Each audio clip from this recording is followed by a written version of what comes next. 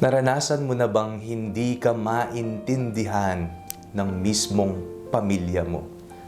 Ako po si Father Fiel Pareha at ito po ang ating segment, ang Daily Devotion, na kung saan tayo po ay magdarasal, magbabasa at magninilay kasama ng salita ng Diyos sa buong taon. Manalangin tayo. Sa ngalan ng Ama, ng Anak at ng Espiritu Santo. Amen.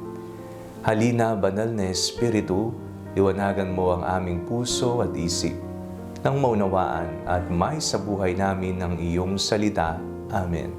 Our Bible passage for today is from the Gospel of St. Luke chapter 12, verses 49 to 53, and I read it for you. I came to bring fire to the earth, and how I wish it were already kindled. I have a baptism with which to be baptized, and what stress I am under until it is completed. Do you think that I have come to bring peace to the earth? No, I tell you, but rather division. From now on, 5 in one household will be divided, 3 against 2 and 2 against 3. They will be divided. Father against son and son against father, mother against daughter and daughter against mother. Mother-in-law against her daughter-in-law, and daughter-in-law against mother-in-law. Naranasan mo na ba na hindi ka maunawaan, hindi ka maintindihan ng mismong pamilya mo o ng mga taong inaakala mong una sanang makakaunawa sa iyo? Nagkwento ka ng desisyon mo sa buhay, ng mga plano mo sa buhay, pero nakataas ang kanilang kilay. O kaya naman, hindi sila supportive sa binuksan mong maliit na negosyo, sa kurso na gusto mong pag-aralan, o sa kung anuman ang nais mong mangyari sa iyong buhay. O kaya naman, kung ikaw ay isang lingkod ng simbahan at ng Panginoon, meron ka bang naririnig sa iyong pamilya? Pasimba-simba pa yan, padasal-dasal pa yan, pero hindi naman nagbabago ng ugali. O kaya naman, ang attitude, hindi makadiyos kung hindi taliwas sa katuruan ng Panginoon.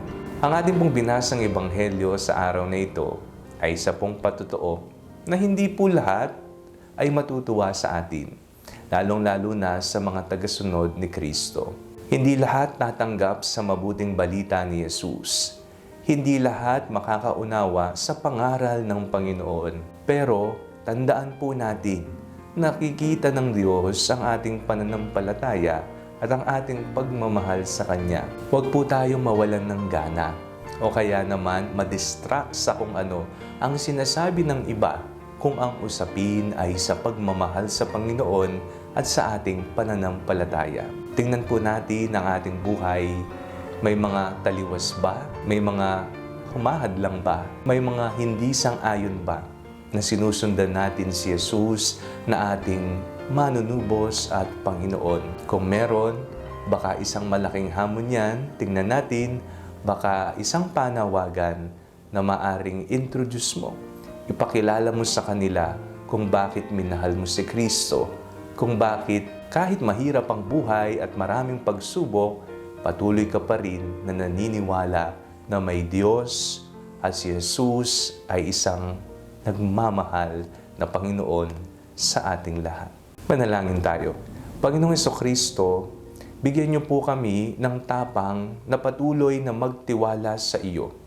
Kahit na hindi kami pinaniniwalaan o hindi pinagkakatiwalaan ng iba dahil lamang sa aming pananampalataya at pagmamahal sa iyo. Amen.